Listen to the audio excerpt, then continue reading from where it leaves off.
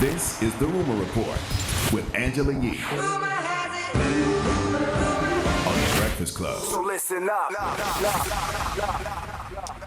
Well, DL Hughley has been very critical of Ice Cube meeting with Donald Trump's campaign about his plan to help Black Americans.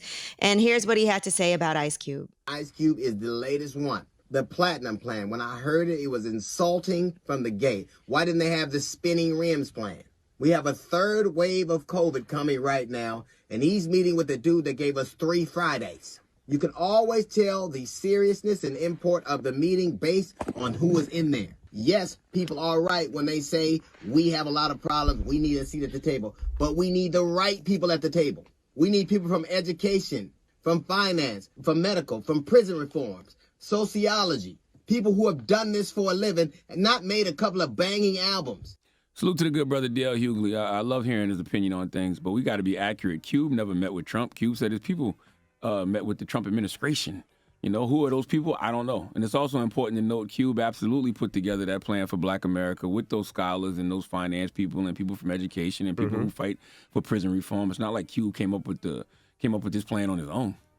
Right. Well, I'm going to tell you what Cube said from his Twitter account, right? Because he did respond, because after that, DL also posted an article, retweeted an article from Medium that was criticizing Ice Cube. And he also retweeted an article from Politico that was called The Inside Story of How Ice Cube Joined Forces with Donald Trump.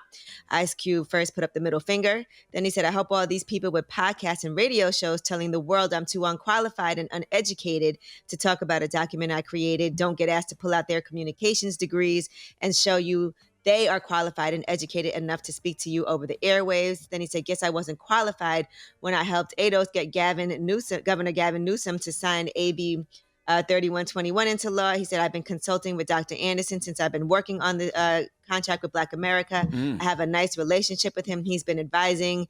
And then he said, thanks for all the true understanding and support. It's good to see so many people dedicated to the truth. Dr. Claude Anderson is a great advisor. We had him on last week. Listen, though, just hypothetically, what happens, right? God forbid if Donald Trump wins on November 3rd. I just think it's strange that people have a plan for what happens if Biden and Harris wins. But what happens if Trump wins? Like people only want folks to engage in politics and government when the party they support is in power. So we're not supposed to engage with administrations, federal and local, if they are, not the party. No, I think we're supposed to engage. I think that's what we're supposed to do. I would think. Yeah, I would think so. I don't think Black people can afford to sit on the sidelines, regardless of who's in the White House or who's your governor, mayor, whatever it is. We need to be pushing that line and holding them accountable. And someone has to engage with them. We just need a mean inside-outside game when it comes to how we engage with government. That's what I think. But, well, we all need to make sure that we vote. And let's just make sure right now we also keep pushing that messaging as well. Because there's a lot of people I've heard saying that, oh, I'm not voting. I don't like either one of them. But no, you have to go ahead and exercise your right to vote. You have to vote. And whoever gets in, you have to hold them accountable. You have to engage with them. You have to push their line. I don't care what party it is. All right. Well, that is your rumor report.